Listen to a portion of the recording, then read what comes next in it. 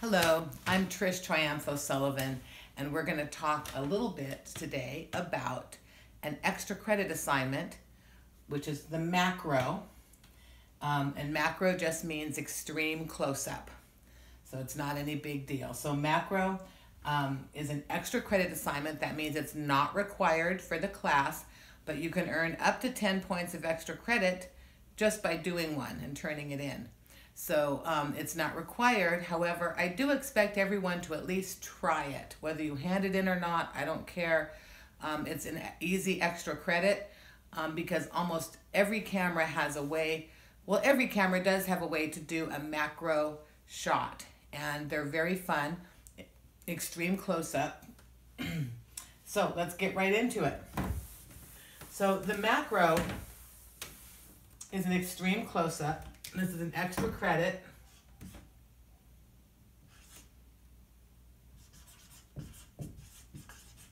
Right, that's one image. So the macro is an extra credit, one image, and it means extreme close-up.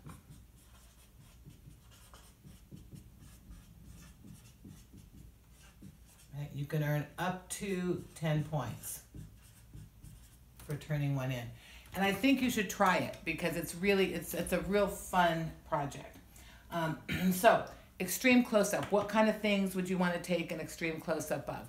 Well, some of the most popular ones are bugs, right? Insects, plants, and flowers.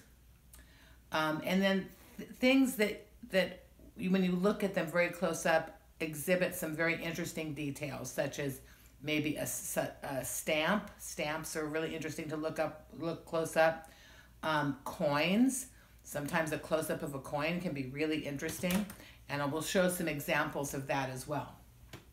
So extreme close-up means you get very close up, extremely close up to what you want to take a photograph of. If you have a manual camera, you're going to use the longest lens that you can with your manual camera. Some of you might have a zoom. That would mean you would zoom in, okay? And you would use your adjust your settings to the lighting conditions, right? You normally are going to want to have a very narrow depth of field. So you're going to want a long lens. This is for a manual camera. Right, so fully manual. You're going to want a long lens, which means you might be zooming in. You might zoom in. Okay, you're going to want a narrow depth of field.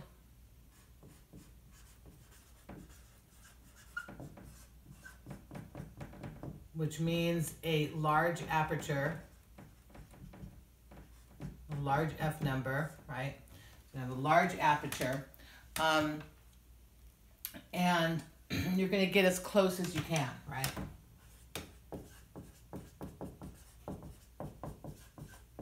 Okay, so you're going to get in as extremely close. And when I say as close as you can, is there's that little area in front of your lens that no matter what, you can't get it into focus. So focus is very important. You want to make sure your focus is on your subject in this case. And with a very narrow depth of field, sometimes that can be tricky. So you want to remember that there's a certain area in front of your camera. That's the part we call the hyperfocal distance, right? Where you can't focus, right? You're too close. So you want to be careful about that. So you want to get as close as you can and still be able to focus, right? If you have a point and shoot camera, right, just a plain point camera, you're going to use an icon. And this is the icon you're going to use, right? This is the macro icon. Right? Your camera might say close up. Right? I don't know, but usually it says macro. So if you're going to use this icon, this flower icon, if you have a point and shoot. Some of you with manual cameras may also have this icon, if you're not, you know, you might, this is another way that you might make your manual camera be a little bit more close up, right? So you're going to zoom in, you're going to use a narrow depth of field, which means a large F number, and you're going to get as close as you can to what you're photographing, right? So normally you're going to photograph something that's fairly small, right? Because you're getting close up to it, and you want to make sure that your lighting is good. So lighting is very, very important, especially when you're extremely close up. I recommend that you try to do this in natural light, right? That means sunlight. Do not use a flash, right?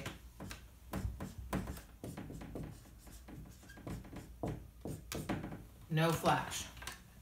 So the macro extreme close up, you're going to get in close to your subject, and you're going to focus on it and take an image. Make an exposure.